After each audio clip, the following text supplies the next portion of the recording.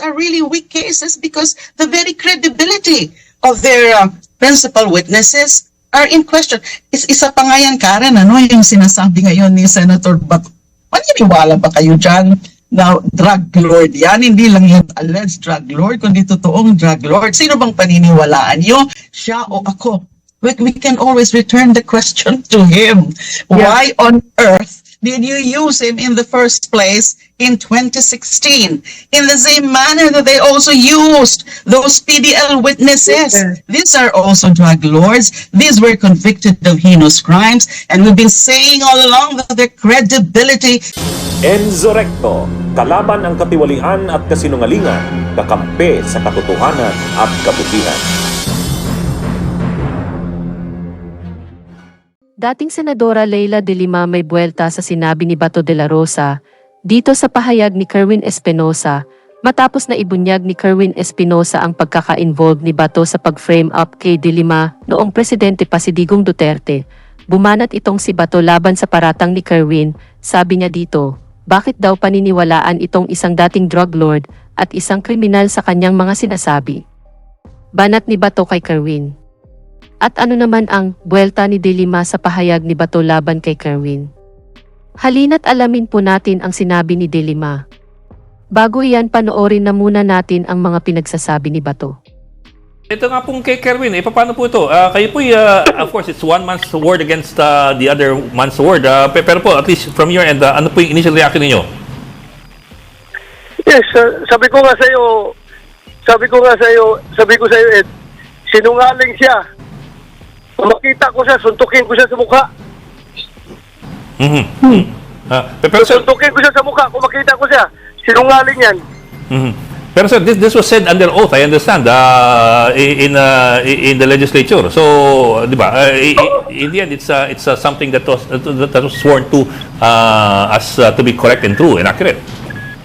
Ikaw, kung sino paniwalaan mo, maniwala ka sa drug lord o maniwala ka sa dating si Pente na ngayon may senador na. Pili ka lang kung saan ka maniwala. Kung maniwala ka sa drug lord, okay lang. Kung maniwala ka sa dating si Pente na senador na ngayon, okay lang rin sa akin. Yan po mga kabunyog, narinig po natin ang sinabi ni Bato de la Rosa na bakit pa paniniwalaan ang sinabi nitong si Espinosa na dating drug lord at kriminal. Wala na daw itong kredibilidad para paniwalaan pa. Parang sinasabi dito ni Bato na sinungaling si Espinosa at lahat ng sinabi niya na pag-frame up kay De Lima ay gawa-gawa lamang niya. At pinapakita dito ni Bato na totoo naman ang aligasyon laban kay De Lima, kaya siya nakulong. Anyway, may sagot naman dito si De Lima. Tunghayan po natin ang sinabi ni De Lima. Let's start first with this. Kerwin Espinosa's testimony, now claiming that he was coerced to actually implicate you in the drug payoffs. What are your thoughts when you first heard that? I was no longer surprised, but of course it was such a great feeling for me because that means that's another vindication for me. It's all part of my redemption before the general public because of my destroyed reputation. For years, they imprisoned me, they deprived me of my liberty, and they deprived me of my honor.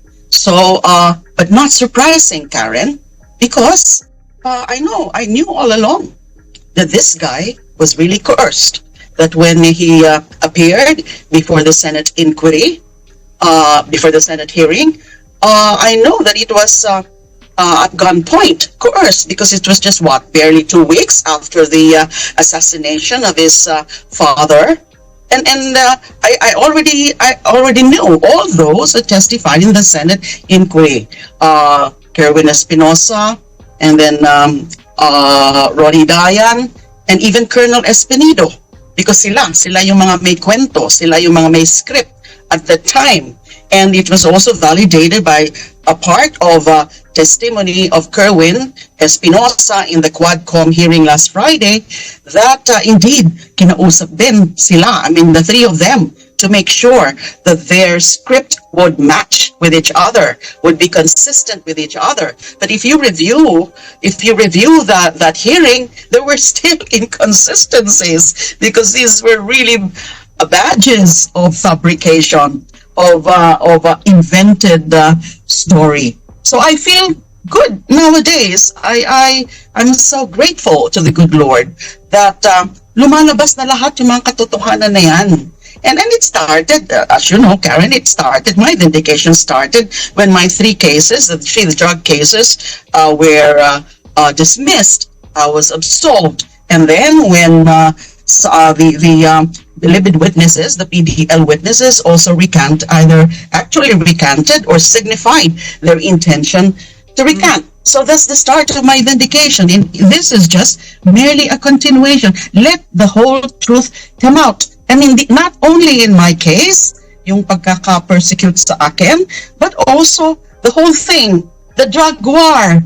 How terrible it was. We are now seeing that from the latest bombshell of former Colonel Garma. Okay, so before we go to former Colonel Garma's testimony, what's interesting about Kerwin Espinosa is he actually retracted all his accusations against you in 2022.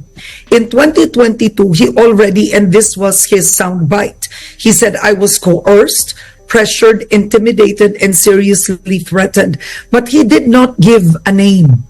Today, he singles out Senator Bato de la Rosa as instructing him. Do you see this as a political play? Because you heard Senator de la Rosa's reaction, right? It's, he calls him a liar, galit na galit, minura pa niya. What do you make of that? If Bato de la Rosa really coerced him, shouldn't he have mentioned Bato de la Rosa's name in 2022? In 2022. Oh, you are referring to Karen? Or what about 2022? Because his testimony was in 2016. Yes. Yes. Okay. But in 2022, Kerwin Espinosa retracted all of his accusations against you. And that's what he said. I was coerced, pressured, intimidated, and seriously threatened. That's in 2022. And he did not remember La Rosa then. But why now? Yes. Do you think Perhaps this is political? Well, the political atmosphere is such, we can all say that the political atmosphere is such that, the hold of Mr. Duterte and his camp has been diluted. In 2022, it was not, the unit team was still there. They won under the unit team. So they were still allies, close allies. So perhaps that's one reason why at that point, Kerwin Espinosa could not yet directly point to who coerced him. And now we know that it's police chief, now Senator Bato. Now with all of this, and I think Kerwin Espinosa confirmed that last Friday, when I think in the course of his opening statement, that now that he sees that there are others coming out in the open and sharing what they know about what happened in Duterte's drug war, he sort of, we can say that he has been emboldened now. The political atmosphere is such that would encourage truth-telling. Hindi naman may iwasan, Karen, na may bahid politika, yung mga ganyan na mga nakikita natin, naririnig natin ngayon, yung mga hearings, especially sa quad, from one bombshell testimony to another bombshell testimony, and I think we can expect more of that. And syempre, the food for thought is that if there was still a unit team, could there be such a proceeding now? But I would say that it was a blessing that the unit team was dismantled, because people are now getting emboldened, because that's all I know all about this already, Karen. I've heard about then Police Chief Bato being behind the coercion of Kerwin. Narinig ko na po yun. Hindi ko na, balikan natin nung una yung narinig. Yeah, now, during the Senate inquiry, when nag-testify na nga sila Kerwin, yung tatlo, Kerwin, Ronnie Dayan, and Colonel Espinido, actually, I was just watching in my room office in the Senate. May monitor kasi doon. You may not attend or you may not be there in the session in person. but you could monitor the hearings. But alam ko na sila yung ipipresent. Now, so when I heard already, saw the testimony of Kerwin Espinosa, that he was directly implicating me and the two others, then I decided to go down to the session hall. And I did not anymore question any of them, but I had an opening statement. And I did say categorically there that this witness is testifying under a gunpoint and coerced under duress. Oh. So there's no point cross-examining him. And besides, it's a matter of ethics also that I was the one being implicated. Though, so I cannot be questioning directly these people because, using my Senate seat, because that would be, my objectivity would be questioned. I have an interest, a deep personal interest on the matter. But I did say already that I know he is being coerced. And I saw that then PNP Chief Bato was right beside him, and there was also former Justice Aguirre there. So that's when I started receiving information. Silang may kagagawa niyan, mga inutusan niya ni Duterte. Si Bato, yan, kinausap yan sila Kerwin Espinosa. And then si Aguirre, siya naman yung nag-arrange ng mga pag-access dun sa mga believed witnesses. They have several, information ko, they have several handlers who accessed this PDL inmates. So that was already my thinking and confirmed by certain information that reached me.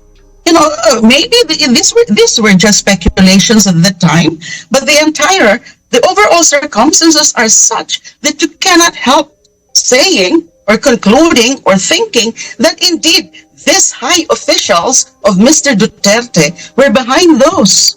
Because I know for a fact that I was completely innocent. I know for a fact that the giving of that 8 million money to me was a total fabrication. I know for a fact that I didn't know Kerwin Espinosa until his first appearance in the Senate inquiry.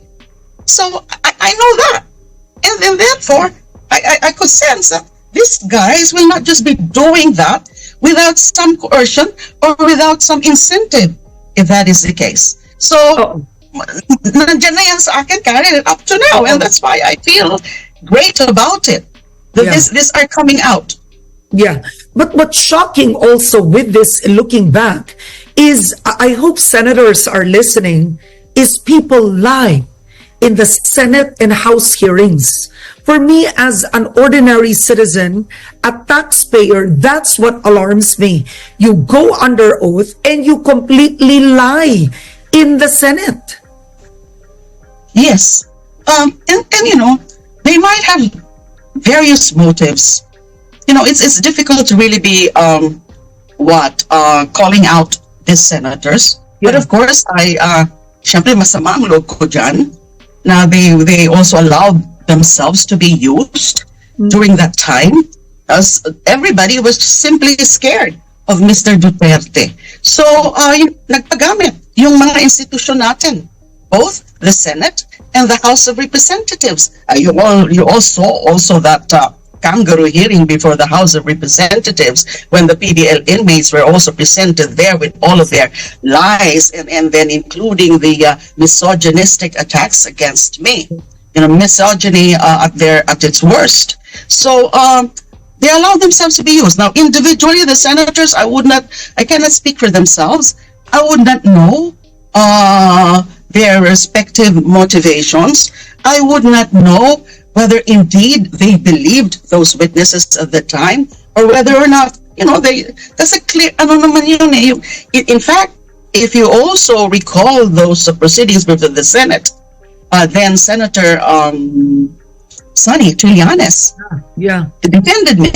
defended me, and he also questioned sila Mr. Espinosa, and he was saying that, alam nyo ngayon, pwede kayo magsinungaling, nandyan pa si Duterte, but if there's an administration change in administration, hindi nyo ba iniisip yan na pwede kayong balikan sa mga kasinungalingan niya? Those were the statements of Sen. Sonny Trillanes, because Sen. Sonny Trillanes knew very well also that these are all fabrication. Now, I couldn't say about my then fellow senators. They would have been more discerning enough and more intelligent enough and more conscientious enough to discern that their colleague was being persecuted. Yeah. Their colleague was being unjustly targeted by Mr. Duterte. Yeah, yeah. Okay, now, but before we go on to the other testimony is Kerwin Espinosa's statements at that point, before retraction, were used to persecute you, but he did not serve as a witness on record on your 3 drug cases. Why do you think is that looking back? Maybe the prosecutors in my 3 cases already knew or already sensed that they would have an uncooperative witness, meaning that at a proper time in the course of his testimony before the courts and the witness stand, there is a high probability that he will be taking back his words. And he did. Now, and he did. Yeah. And then, maybe nakita na nila yon na he could not be relied on. But then DOJ was also under, sort of compulsion, especially under a Duterte guy, a loyalist, Secretary Aguirre, to really build up those cases, even if these are really weak cases, because the very credibility of their principal witnesses are in question. Isa pa nga yan, Karen, yung sinasabi ngayon ni Senator Bato. Maniniwala ba kayo dyan na drug lord yan? Hindi lang yan alleged drug lord, kundi totoong drug lord. Sino bang paniniwalaan nyo? Siya o ako? We can always return the question to him. Yeah. Why on earth did you use him in the first place in 2016? In the same manner that they also used those PDL witnesses. Yeah. These are also drug lords. These were convicted of heinous crimes. And we've been saying all along that their credibility is almost zero. So why use them? So binabalikan na talaga sa kanila yung mga yan eh. How can they explain that? And besides, in the case of Kerwin Espinosa, so they would say, and some people would also say, so let's see now. Let's weigh things up. Na maniniwala ba talaga tayo? Kailangan naman corroborative dyan kay Kerwin. Kasi, the general rule under jurisprudence is that recantation is frowned upon. You don't easily believe recantation. But it doesn't mean that you will no longer listen to the recantation. It doesn't mean that the courts or whichever forum would no longer look at the entire circumstances. You see, Kerwin already said in his latest testimony that he was coerced, so under duress. Now, that's the proof that he was under duress. That's his personal knowledge. Now, in his recantation, is there any proof that can also indicate that he is now also being coerced, or that he was paid, or Yes. or promised anything in exchange for his recantation? There is absolutely none. There is no indication at all, because the atmosphere is such, you cannot think naman that the BBM administration has coerced him when it was him who, if I understood it correctly, he was the one who offered to the Quadcom committee na meron din siyang pwedeng sabihin, especially in light of the questionable summary killing of his father. Right? So, common sense. Okay. So kumbaga, this is the domino effect of the several testimonies. All right. Yan po mga kabunyog, narinig po natin ang mga sinabi ni De Lima sa patutsada ni Bato kay Kerwin. Oo nga naman, kung sinasabi mo na huwag paniwalaan ang isang drug lord or isang kriminal, bakit ginamit mo sila laban kay De Lima? At take note, pinagkatiwalaan mo sila, di ba?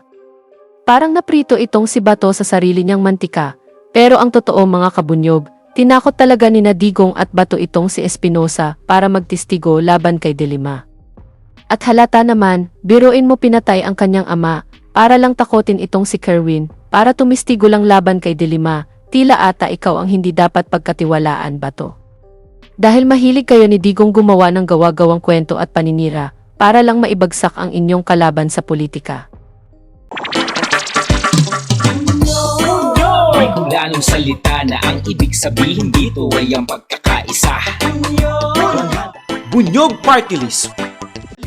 Halika na, Bunyog Party List ka na.